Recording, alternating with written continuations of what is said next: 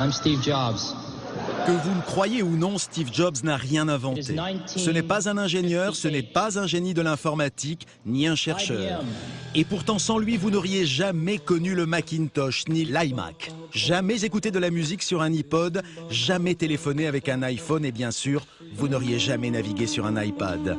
Ces produits, il ne les a pas conçus lui-même, mais il a compris avant tout le monde qu'ils allaient changer nos vies. Regardez-moi ça, je peux pivoter l'écran du bout des doigts. Ce qu'il y a d'incroyable avec l'iPod, c'est que toute votre musique tient dans votre poche. Un iPod, un téléphone et un navigateur Internet en un seul appareil. Et nous l'appelons l'iPhone. Regardez, je peux lire le New York Times. Et vous avez vu comme c'est rapide ? Chacune de ces nouveautés est présentée comme des prophéties de nos vies futures. Et en plus, il rend tout ça extrêmement cool. C'est un visionnaire, un patron incroyablement charismatique, un redoutable communicant, mais il est aussi autoritaire, impitoyable et mégalomane.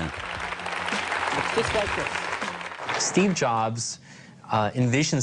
Jobs se voit comme l'un des plus grands leaders culturels ou politiques de notre temps. Selon lui, il n'y a que quelques grands hommes dans l'histoire, Shakespeare, Newton, très peu. Et il se voit comme l'un d'eux. Et le reste de l'humanité, ce sont des fourmis, sans valeur et sans intérêt. Alors, comment cet autodidacte qui a une telle image de lui a-t-il bâti l'une des plus grandes compagnies de son époque? Steve Jobs, c'est d'abord l'histoire d'un homme qui voulait dominer le monde grâce à l'informatique, un monde cruel dans lequel tous les coups sont permis. C'est à San Francisco, en Californie, que Steve Jobs voit le jour le 24 février 1955. Et tout ne commence pas si bien que ça puisqu'il est abandonné dès sa naissance par ses parents biologiques. Sa mère, une étudiante célibataire, et son père, un jeune professeur d'origine syrienne, ne peuvent pas s'en occuper. On le confie alors à une famille, Paul et Clara Jobs, un couple très middle class qui n'a pas fait beaucoup d'études. Mais les Jobs s'engagent à faire tous les sacrifices pour envoyer Steve à l'université.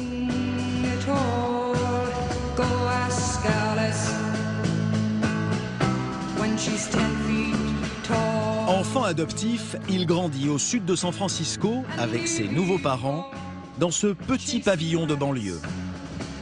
Ici, au cœur d'une vallée parsemée de champs de pommiers qui deviendra bientôt la Silicon Valley.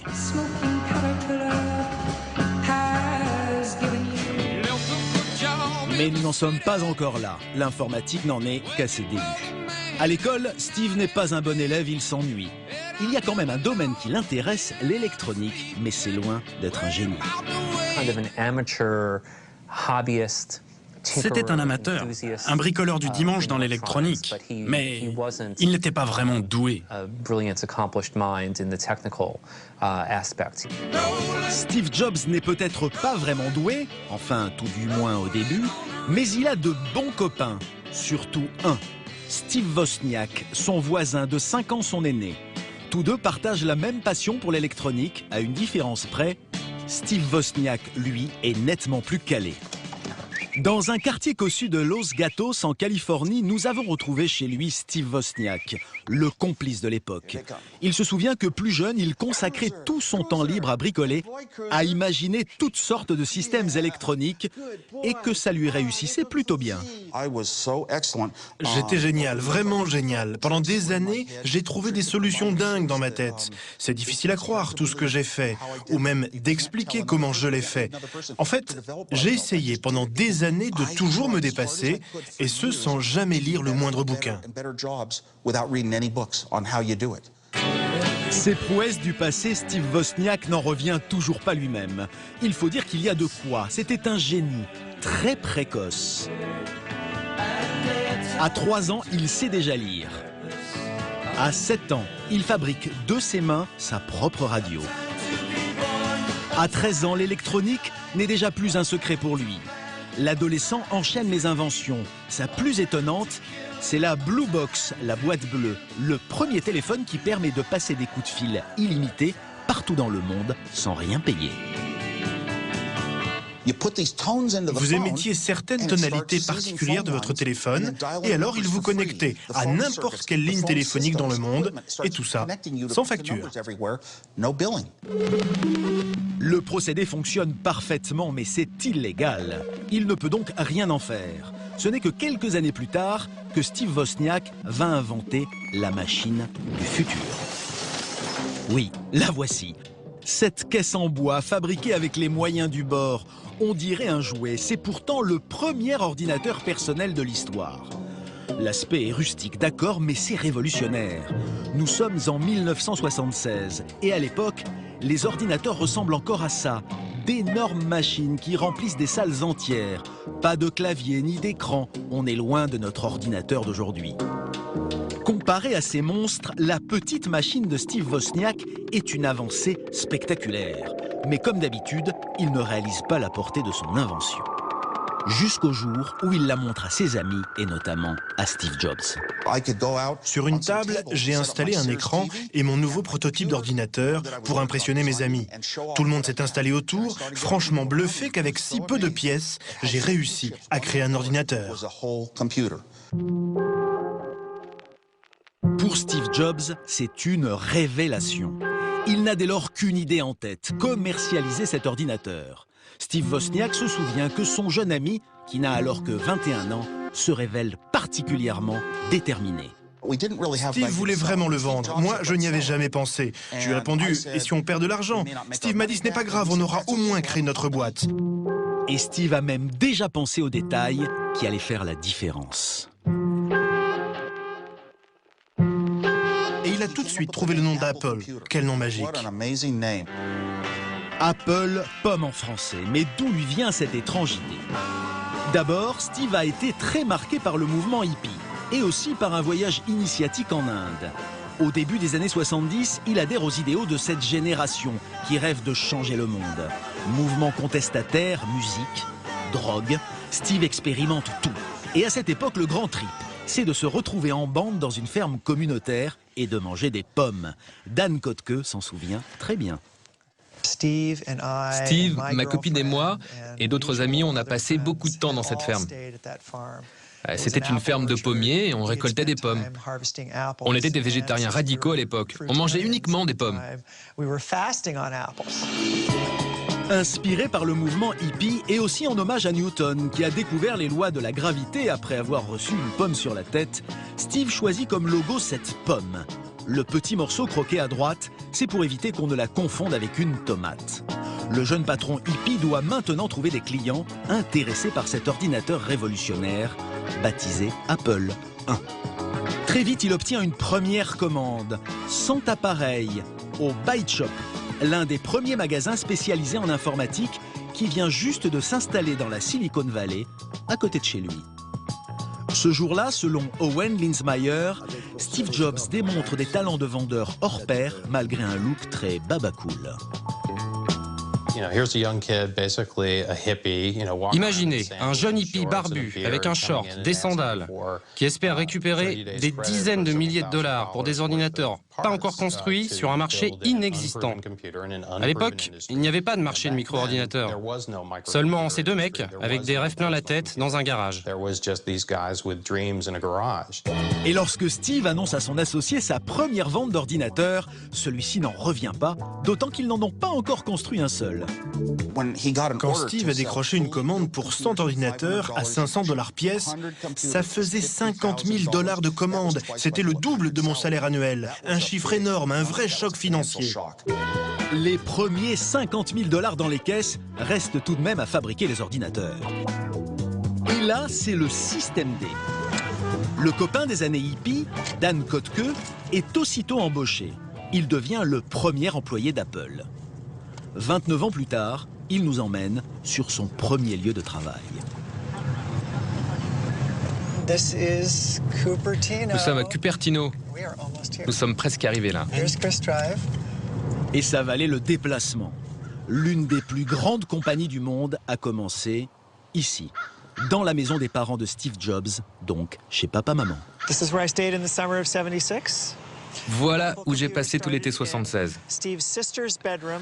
Apple a commencé dans la chambre de la sœur de Jobs, puis on a déménagé dans le salon. En fait, on fabriquait les Apple I sur la table du salon avant de s'installer dans le garage. Dan va travailler plusieurs mois dans ce garage, devenu depuis un lieu mythique de l'Amérique. Dan n'est pas bricoleur, encore moins spécialiste en informatique. Jobs non plus, il l'a juste engagé pour faire des soudures, payé $3,25 de l'heure. Plutôt un bon salaire à l'époque pour un simple technicien. À l'époque, je ne connaissais rien dans l'informatique. Je donnais juste un coup de main. Par contre, les deux Steve avaient un plan précis. Je ne comprenais rien de leur projet, je cherchais juste à les aider. Une entreprise qui bricole dans un garage, des dirigeants aux dégaines de hippies. Les premiers pas de la société Apple sont plutôt folkloriques. Mais leur ordinateur Apple I rencontre un vrai succès d'estime. En quelques mois, il s'en vend plus de 200 exemplaires. Pas si mal pour un appareil accessible alors aux seuls mordus d'informatique. Son aspect est plutôt sommaire. L'Apple est même vendu sans écran, c'est dire.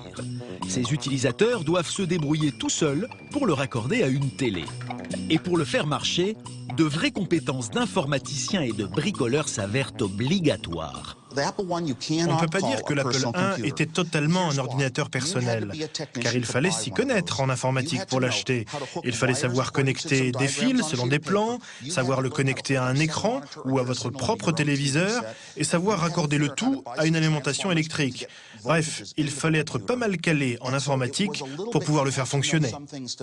Steve Jobs comprend vite que cette clientèle d'accros d'initiés est trop limitée. Son ambition, vendre des micro-ordinateurs au grand public. Alors il va demander à Wozniak de perfectionner son invention pour la rendre accessible à tous. Quelques semaines plus tard, il rend sa copie. Voici Apple II. Dans ce cahier, j'ai écrit tous les codes du programme qui faisait fonctionner l'Apple II. Toutes ces notes sans une seule erreur. Vous deviez être fier. Je ne sais pas comment j'ai fait, mais oui, je suis fier. Très fier. Wozniak ne sait pas comment il a fait. Steve encore moins. Mais il a une chose que les autres n'ont pas, une vision. D'abord, cela passe par le design. Fini l'aspect bricolé. L'Apple II est assemblé dans une coque en plastique livrée avec un écran et un lecteur de disquette. Jobs vient de transformer une obscure machine en objet de consommation de masse. L'Apple II était révolutionnaire parce que c'était le premier ordinateur vraiment complet. Il y avait juste à le sortir de sa boîte et c'était prêt à démarrer. C'est déjà un vrai produit de consommation. Reste à convaincre les familles américaines de laisser entrer chez elles ce futur produit. Pour ça, Steve Jobs a une recette, la pub. Voici sa première campagne. L'Apple II est mise en scène au cœur de la vie domestique. De chez lui, dans sa cuisine, monsieur peut consulter ses actions en bourse. En cette fin des années 70, c'est encore de la science-fiction. Là est tout le génie de Steve Jobs. Faire entrer la technologie dans notre vie quotidienne et imaginer, avant tout le monde, 20 ans avant l'ère Internet, des produits simples, utiles, ludiques, qui vont changer la vie des gens. Nous sommes en 1979. Andy Hertzfeld est alors un jeune ingénieur. Il se souvient comment, dès sa mise en vente, l'Apple II a connu un succès fulgurant. À l'époque, le fait de vendre 1000 ordinateurs par mois, c'était énorme. Apple était vraiment ravi de vendre autant d'ordinateurs dès la première année. Fièrement, les deux fondateurs posent pour la postérité. En ce début des années 80, leur aventure tourne à la success story. Seulement 4 ans après leur début dans un garage, la petite entreprise s'est transformée en une firme incontournable de la Silicon Valley. L'Apple II a conquis l'Amérique. 300 000 exemplaires vendus. Il équipe même les écoles. C'est sur un Apple II que les jeunes Américains apprennent l'informatique. Fin 80, la jeune société entre en bourse. Et c'est un raz-de-marée. Près de 5 millions d'actions Apple s'arrachent en quelques minutes. La valeur de la société bondit de 32% dès le premier jour. Aussitôt, les deux jeunes Steve deviennent millionnaires. Jobs, 25 ans, Wozniak, 30 ans. À eux deux, ils pèsent 300 millions de dollars. Forcément, leur train de vie explose. Et voici la Porsche de Wozniak, immatriculée Apple II. Je pensais que je n'aurais jamais l'argent pour acheter une maison ou pour passer des vacances agréables à Hawaï. J'en étais vraiment persuadé. Et puis, du jour au lendemain, j'ai eu carrément tout. Oui, c'était vraiment un sentiment très agréable. Mais progressivement, le génial inventeur s'écarte de l'entreprise, car il préfère se consacrer à ses passions, bricoler de drôles d'inventions ou même organiser de grands concerts de musique folk. Et puis, pas simple d'avoir pour associé Steve Jobs, qui n'en a jamais assez et qui veut tout contrôler, absolument tout. Pour Jobs, l'aventure ne fait que commencer. Le jeune patron de cette première start-up de l'histoire devient le chouchou des médias. Icône d'une nouvelle génération, il fait la une des plus grands magazines. Présenté en gourou de la Silicon Valley, il fascine jusque de l'autre côté de l'Atlantique. Voici comment la télé française le présente au début des années 80. L'exemple à suivre, le but à atteindre ici, c'est l'employé qui devient millionnaire en créant sa propre entreprise. C'est justement le cas de Steve Jobs, inventeur des micro-ordinateurs Apple. Il fait la une de Time Magazine à l'âge de 27 ans. Il pèse déjà des centaines de milliers de dollars et il devient un vrai héros de notre culture contemporaine. Steve Jobs, qui déjà ne brillait pas par sa modestie, va devenir complètement mégalo. Ce qu'il souhaite maintenant, c'est devenir le leader incontesté du monde informatique. Rien que ça. Nous sommes en 1981. IBM domine le secteur. C'est même à l'époque l'une des plus grosses multinationales de la planète. Avec plus de 350 000 employés, elle fabrique la plupart des gros systèmes informatiques. Et cette année-là, IBM décide de s'attaquer à son tour au marché des micro-ordinateurs en lançant l'IBM PC, largement inspiré de l'Apple II. Ce concurrent poids lourd va-t-il ébranler la nouvelle suprématie d'Apple? La réponse de Jobs et de ses équipes est sans appel. Ils ne croient pas une seconde à l'avenir du PC. Et ils ont même voulu fêter ça au jus de fruits. On s'est précipité pour l'acheter, et puis on l'a démonté. Et on était morts de rire à quel point c'était nul. Au départ, les gens d'Apple, quand ils ont découvert le PC, ils ont trouvé que c'était de la merde. Il ne permettait de rien faire d'intéressant, son graphisme était moins bien, il n'avait pas de bon logiciel. En fait, pour eux, c'était vraiment qu'une grosse boîte très moche. Steve Jobs a beau mépriser le PC, celui-ci se vend bien. Il grignote même des parts de marché à l'Apple II, une réussite qui tient alors en 3 lettres. Mais cette boîte pas très belle avait les lettres IBM écrites dessus. Et pour beaucoup de monde à l'époque, IBM c'était la valeur sûre. Et ils voulaient tous acheter du IBM à tout prix, quelle que soit la qualité de la concurrence. Touché dans son orgueil, Steve Jobs réagit. Convaincu de sa supériorité, il veut écraser IBM. Cela devient une obsession. Et pour mener cette guerre, il va d'abord recruter un businessman, et pas n'importe lequel. John Sculley, le président de Pepsi Cola. L'homme s'est fait connaître en bousculant déjà un sacré concurrent, Coca-Cola. L'association des deux hommes est un événement. Business Week en fait même sa une. Leur plan pour s'attaquer à IBM. Steve Jobs ne doute de rien. Pour preuve, la manière dont il a convaincu Sculley de le rejoindre. Jobs a une phrase célèbre pour convaincre Sculley de le rejoindre à Apple. Il lui a demandé « Vous comptez vendre toute votre vie de l'eau sucrée ou vous voulez changer le monde avec moi ?» Changer le monde, voilà la mission de Steve Jobs. Et il va tout faire pour y arriver, qu'importe le prix à payer. Steve Jobs va maintenant se consacrer à la réalisation d'un grand projet, un ordinateur si avant-gardiste qu'il surpassera définitivement IBM. Son nom, le Macintosh. Pour le concevoir, il exige un dévouement total de la part de ses équipes. Ses ingénieurs doivent se plier à tous les sacrifices. Andy Hertzfeld n'en a pas gardé que des bons souvenirs. Steve m'a dit « J'ai une bonne nouvelle pour toi. Tu travailles sur le Mac maintenant. » J'ai dit « Génial. Donne-moi juste la journée pour terminer ce projet sur l'Apple II. » Il a répondu « Quoi? Quel projet? Qu'est-ce qui peut être plus important que le Mac ?» Je lui ai expliqué mon projet et Steve a dit « Mais c'est nul. Ce projet-là va nulle part. Tu commences à travailler sur le Macintosh tout de suite. » Et puis il a carrément débranché mon ordinateur et j'ai donc perdu tout le travail que j'avais fait dans la journée.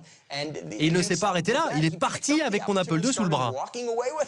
Il poussait ses équipes jusqu'au bout. Il a même fait faire des t-shirts pour les gens qui travaillaient sur le Mac avec écrit dessus « 90 heures de travail par semaine » et j'adore ça. 90 heures de travail par semaine. Après 3 ans à ce rythme frénétique, le Macintosh est enfin prêt. Date de sortie prévue, janvier 1984. Mais 1984, c'est aussi le titre d'un roman de George Orwell, une œuvre d'anticipation qui dénonce une société totalitaire dominée par un dictateur, Big Brother. Steve Jobs veut s'en inspirer. Il fait alors appel à Ridley Scott pour tourner une pub. Voyons maintenant pourquoi 1984 ne sera pas 1984.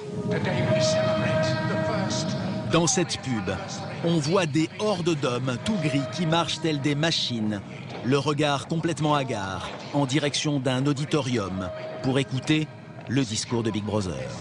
En fait, dans la vision du monde d'Apple, Big Brother, c'est IBM. Et Apple tient le rôle du sauveur. Les esclaves du spot représentent donc tous les employés condamnés à utiliser des ordinateurs IBM dans leur entreprise. La jeune sportive rebelle représente évidemment le Macintosh.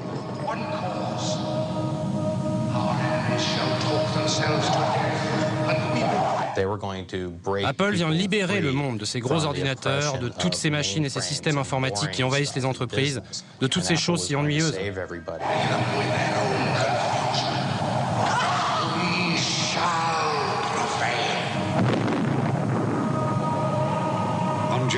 Le 24 janvier, Apple va lancer le Macintosh. Vous verrez pourquoi 1984 ne ressemblera pas à 1984. Si le Macintosh n'apparaît pas dans cette pub, c'est parce que Steve Jobs veut se réserver ce privilège. Présenter lui-même son œuvre au monde entier.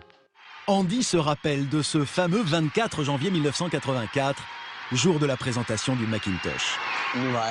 J'espère que l'on peut voir sur ces images le monde qu'il y avait. Les gens étaient fous de joie. Ce jour-là, Steve Jobs, devant une salle comblée en délire, organise son propre sacre. Vous venez de voir des images du Macintosh. Maintenant, j'aimerais que vous le voyiez en personne. Dans un show à l'américaine, tout à sa gloire et à celle de sa créature, il veut faire la démonstration de son avancée technologique. Permettre enfin d'humaniser les rapports avec l'ordinateur. Sur les écrans géants, on découvre l'animation et le graphisme. Pour la première fois, un ordinateur permet même de dessiner. Pour l'illustrer, un portrait de lui-même et encore plus mégalo que jamais, écoutez bien ce qu'il fait dire à sa machine. C'est avec beaucoup de fierté que je vous présente quelqu'un qui est comme un père pour moi, Steve Jobs. Steve Jobs a du mal à cacher son émotion, persuadé que son bébé va lui permettre d'écraser IBM et de devenir, bien sûr, le maître du monde. Vous avez vu là? Oh, il est en train de pleurer. À 29 ans, Steve Jobs est au top de sa gloire. Le Mac et sa démonstration, c'est un coup de maître.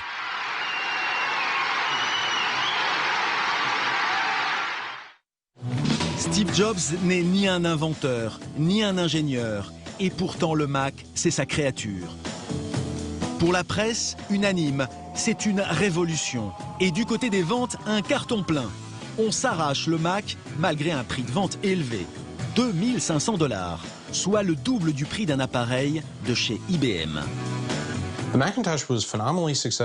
Macintosh a été un énorme succès dès sa sortie. Il a vraiment attiré tous les gens qui trouvaient que l'ordinateur, c'était trop compliqué. Un produit qu'Apple destinait aux non-initiés. Ce qui distingue le Mac de ses autres concurrents, c'est sa grande facilité d'utilisation. Même un enfant peut le faire fonctionner, grâce à quelques trouvailles révolutionnaires, comme la souris.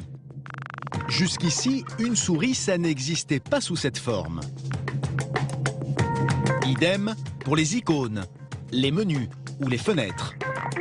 Ils font ici leur première apparition sur un écran d'ordinateur. Tout cela est possible grâce au cerveau du Macintosh, ce que l'on appelle le système d'exploitation. Il a 10 ans d'avance sur ses concurrents. Steve Jobs est persuadé d'être arrivé au sommet, seul, sans rival. Et pourtant, il y a un hic. Aveuglé par son combat contre IBM, il n'a pas vu qu'un autre danger le menace. Il s'appelle Bill Gates, un jeune crack de l'informatique. Il a le même âge que Steve, 29 ans, et comme lui, il a créé très jeune sa propre entreprise, Microsoft. Mais en 1984, année de l'explosion de l'Apple, ce n'est encore qu'une petite PME. Microsoft n'était pas encore la grosse multinationale qu'elle est aujourd'hui. À l'époque, Microsoft était même beaucoup plus petit qu'Apple. Microsoft, contrairement à Apple, ne fabrique pas d'ordinateurs, seulement des applications. Il fabrique aussi son propre système d'exploitation. Mais Bill Gates est impressionné par le système qui équipe le Macintosh. Il va même en faire publiquement l'apologie. Pour devenir une référence incontestée, il faut un ordinateur qui ne soit pas seulement novateur, mais un ordinateur qui fasse rêver. Et de tous les ordinateurs que j'ai vus, il n'y a que le Macintosh qui ait atteint ce niveau. Personne ne se doute alors que Bill Gates a un projet derrière la tête. Percer le secret du Macintosh. Car il veut fabriquer sous sa propre marque un système aussi évolué, avec l'idée non avouée de le vendre aux concurrents d'Apple. Mais comment va-t-il s'y prendre? Depuis quelque temps, Bill Gates travaille régulièrement pour Apple en lui fournissant des logiciels. À l'époque, les ingénieurs du groupe ne se méfient pas de ce petit fournisseur. Celui-ci va en profiter pour discrètement s'informer sur le système Macintosh. Je me souviens la première fois que nous avons montré le Macintosh à Bill Gates. Eh bien, c'est comme si on lui montrait son propre avenir. Chez Apple, ils vont mettre du temps à réaliser. Pourtant, Bill Gates se montre de plus en plus curieux. Tout ce qui concerne le Macintosh le passionne. Il pose beaucoup de questions, trop de questions, à tel point qu'un jour, Steve Jobs le surprend en grande conversation avec Andy. J'étais sur le point de lui expliquer comment marchait la souris, et Steve a pressenti ce que j'allais dire. Et donc, il a hurlé « Ferme-la !» très fort. Et apparemment, il n'a pas dû voir que j'avais compris, et donc il l'a redit « Ferme-la !» encore plus fort. Et tout le monde l'a regardé, du genre « Message reçu ?» Steve Jobs a eu raison de s'inquiéter, mais c'est déjà trop tard, le mal est fait. Quelques mois plus tard, coup de tonnerre, les ordinateurs PC ont miraculeusement rattrapé une bonne partie de leur retard. Ils ont adopté menu déroulant et souris. Tout cela grâce à un nouveau programme signé Microsoft. Bill Gates vient de sortir son propre système Windows, directement inspiré du cerveau du Macintosh. Quand Jobs s'en est rendu compte, j'étais dans le bureau avec lui et il a dit « Je veux voir Bill Gates dans mon bureau avant le coucher du soleil !» Parce qu'il voulait lui hurler dessus. Et quand Gates est arrivé face à lui dans son bureau, Jobs a hurlé « Tu as copié le Mac, tu nous as trahis. Comment peut-on continuer de travailler avec toi? Comment peut-on te faire confiance à nouveau ?» Et Steve, c'est pas facile de se battre avec lui. Il peut être très intimidant, voire agressif. Mais je me souviens que j'étais vraiment impressionné par la réaction de Gates. Il s'est pas laissé démonter, hein. Il se justifiait comme ça à peine. Bill Gates a réussi son coup. Très vite, Windows va équiper la plupart des ordinateurs de la planète à un prix défiant toute concurrence. Pour Apple, c'est la catastrophe. Les ventes du Mac s'effondrent en quelques semaines. Et l'étoile de Steve Jobs commence carrément à pâlir. Soudain, pour la première fois de son histoire, Apple était très inquiet pour son avenir, car plus personne n'achetait de Macintosh. Pour sortir de la crise, John Sculley, rappelez-vous, celui que Steve Jobs a fait venir 2 ans plus tôt, va prendre une mesure alors impensable, virer le père du Mac, le fondateur historique d'Apple. Pour Steve Jobs, la désillusion est cruelle, mise à la porte à 30 ans de sa propre entreprise. C'est impensable ce qui s'est passé. Personne à l'époque n'aurait pu le prévoir parce qu'il était l'âme d'Apple. Ça semblait vraiment n'avoir aucun sens. Je me suis retrouvé sur le pavé, viré avec pertes et fracas. La raison d'être de ma vie n'existait plus, j'étais en miettes.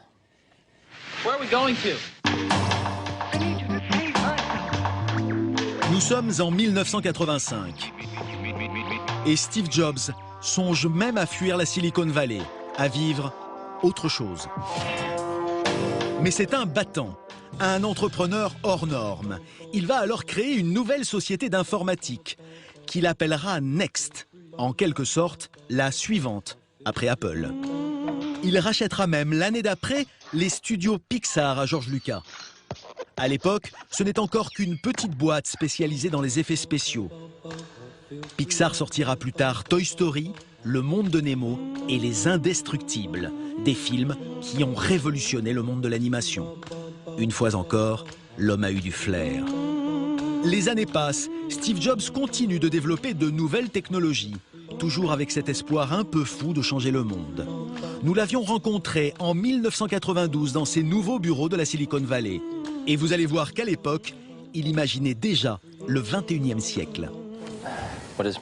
Ah, quel est mon rêve? Ça, c'est une question bien française. Je crois que l'ordinateur est encore à l'âge de l'enfance. Il n'a peut-être fait que ce petit bout de chemin dans les 30 dernières années. Un ordinateur pour chacun ne suffit plus. Il faut maintenant les faire marcher tous ensemble pour créer des choses dingues et jamais vues.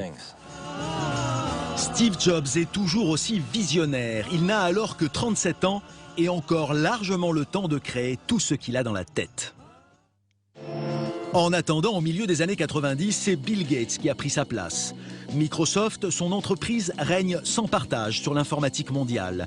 Une puissance économique phénoménale et un quasi-monopole. 97% des ordinateurs de la planète tournent sur son système Windows. En revanche, depuis le départ de Steve Jobs, Apple n'a cessé de perdre du terrain. La firme ne se renouvelle pas. Sa part de marché s'effondre, plus que 3%. Le 5 février 1997, Business Week titre « La chute d'une icône américaine ». Apple se dirigeait inévitablement vers sa mort. Ils ont essayé plusieurs PDG, ça n'a marché avec personne. Les gens n'avaient vraiment plus confiance. Même les fans les plus fidèles abandonnaient leur Mac pour se mettre au PC. À l'époque, Apple a un nouveau PDG, Gilbert Amelio. John Sculley, l'ennemi juré de Jobs, a été remercié. Gilbert Amelio va donc tenter le tout pour le tout. Sa dernière carte, faire appel à un homme providentiel, le gourou des débuts, le symbole de l'âge d'or d'Apple, Steve Jobs. Il a maintenant 42 ans et toujours autant d'idées dans la tête. Août 1997. Le fondateur signe son retour avec une grande messe, comme à la belle époque. Attendu comme le messie par les derniers fidèles de la marque, Steve Jobs leur annonce son plan de sauvetage pour éviter la mort d'Apple et ça commence par un coup de théâtre. Je voudrais vous annoncer un grand partenariat aujourd'hui, très important pour Apple. Il s'agit de Microsoft. Stupéfaction dans la salle. Je sais. Certains croient même à une blague, mais Steve Jobs est très sérieux. Je suis très fier que nos compagnies aient pu régler leurs différends d'une manière très professionnelle. Et j'ai un invité très spécial à vous présenter en duplex par satellite. Il va apparaître tout de suite sur l'écran. Et voici son invité surprise, l'homme qui l'a trahi quelques années plus tôt, Bill Gates en personne. Bonjour. Conspué par le public, il incarne alors le diable en personne. Un des moments les plus excitants de ma carrière, c'est quand j'ai travaillé avec Steve sur le Macintosh. Impensable. Les deux frères ennemis ont passé un accord secret pour solder les comptes du passé. Steve Jobs renonce à toute poursuite judiciaire contre Bill Gates, qu'il accusait d'avoir plagié son Macintosh. En contrepartie, Bill Gates lui fournit des programmes pour ses ordinateurs et un bon gros chèque, 150 millions de dollars.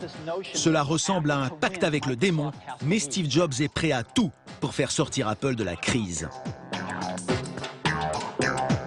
sortir Apple de la crise, mais aussi et surtout relancer la marque.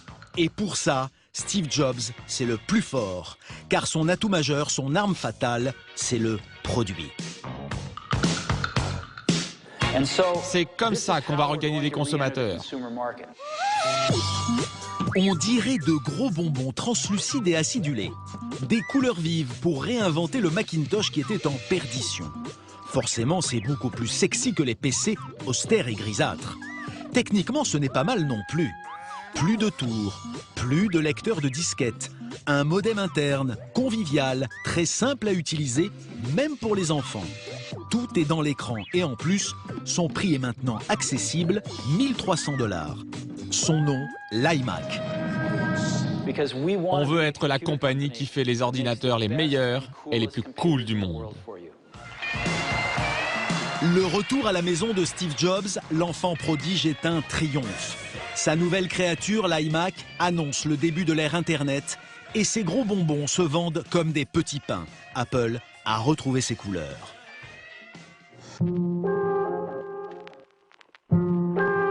Steve Jobs a déjà la tête ailleurs. Il voit loin, très loin, au-delà du simple ordinateur.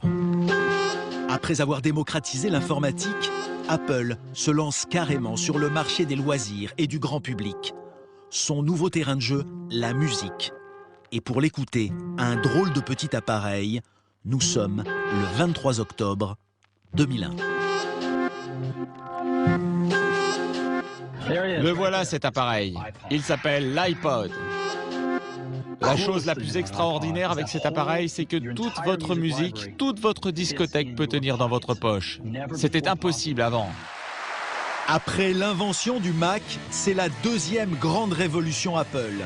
L'iPod, son petit baladeur numérique, devient un objet culte, un véritable phénomène culturel. Désormais, on écoute la musique autrement.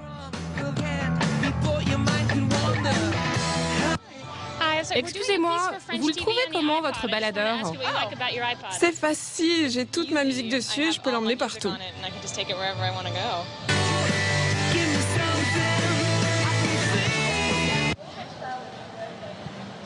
C'est génial, c'est la meilleure invention jamais faite. Je l'adore. Le succès est planétaire. L'iPod va vite devenir le baladeur numérique le plus vendu au monde. Apple en a déjà écoulé 275 millions. Et avec l'iPod, il y a l'iTunes, l'application indissociable qui permet de gérer votre musique et à Steve Jobs de vous la vendre en ligne. Encore plus fort, c'est Apple qui impose les prix. 9,99 € l'album, 0,99 € la chanson.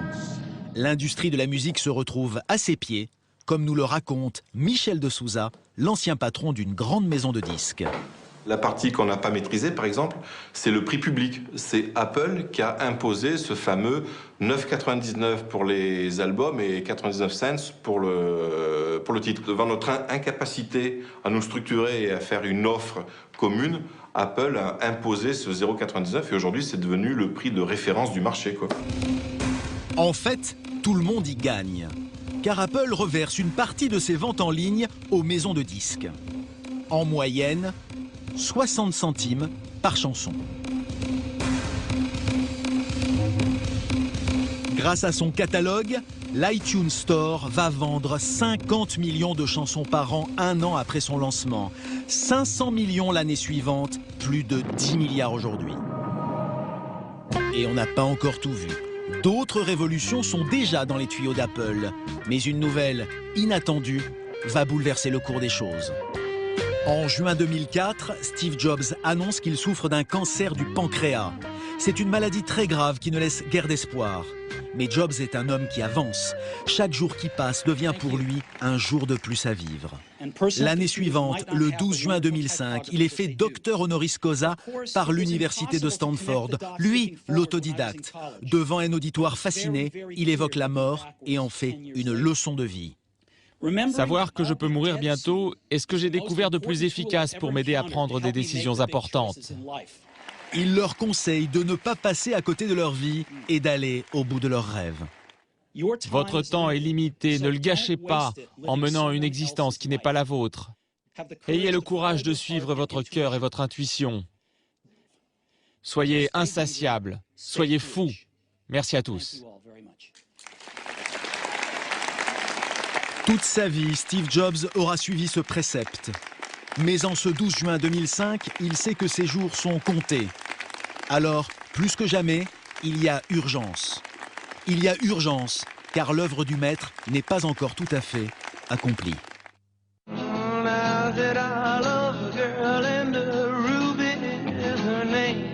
Et après l'informatique et la musique, place au téléphone. 9 janvier 2007, coup de tonnerre dans le monde de la téléphonie mobile. Un iPod, un téléphone et un navigateur Internet dans un seul appareil. Et nous l'appelons l'iPhone. Dans un nouveau show millimétré, Steve Jobs, tel un messie des temps modernes, lance son nouveau bijou avec une seule ambition, en faire la référence en matière de téléphonie mobile. Et surtout en faire un événement qui a le pouvoir de déplacer les foules. Dès sa sortie, c'est l'hystérie. Partout dans le monde, les mêmes files d'attente devant les magasins et des clients qui brandissent leur iPhone comme un trophée, du jamais vu pour un téléphone portable. En 3 ans, Apple va en écouler 75 millions. Sûr de lui, Steve Jobs va remettre au goût du jour un vieux produit de la firme, une tablette tactile commercialisée durant son absence et qui avait fait un bide. À l'époque, c'était en 1993, l'idée était peut-être bonne, mais elle n'avait pas été mise en forme par le maître, c'est là toute la différence. Le 27 janvier 2010, Steve Jobs présente son œuvre la plus ambitieuse. La maladie l'a rattrapé, il est affaibli, mais il est aussi excité qu'un jeune premier. Regardez à quoi ça ressemble. Mais pour la première fois, les spécialistes se demandent si Steve Jobs ne s'est pas un peu trompé. Olivier Frigrard a suivi cette présentation en direct sur Internet. Journaliste spécialisé en informatique, il connaît Apple depuis longtemps. Et aujourd'hui, il est sceptique.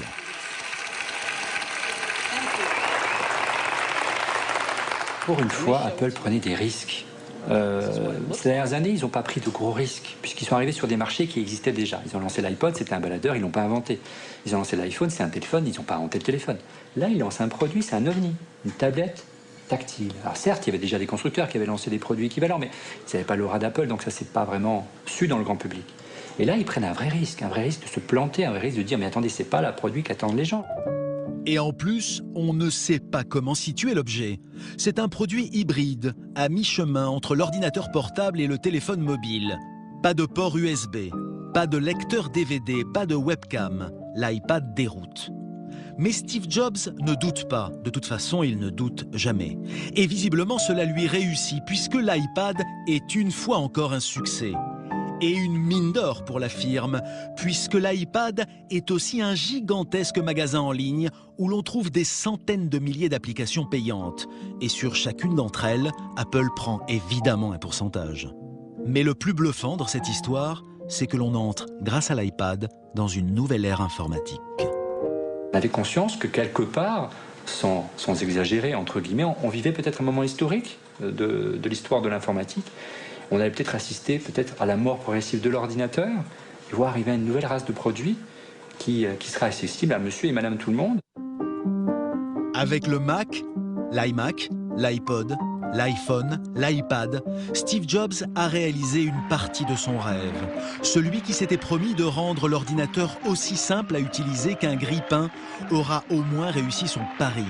Faire entrer l'informatique dans notre vie quotidienne. Pendant plus de 30 ans, cela aura été sa raison de vivre et d'une certaine façon, il a changé le monde. L'histoire est loin d'être finie, mais Steve Jobs, lui, a dû l'abandonner en cours. Le 2 mars dernier, il fait sa dernière présentation devant un auditoire particulièrement ému.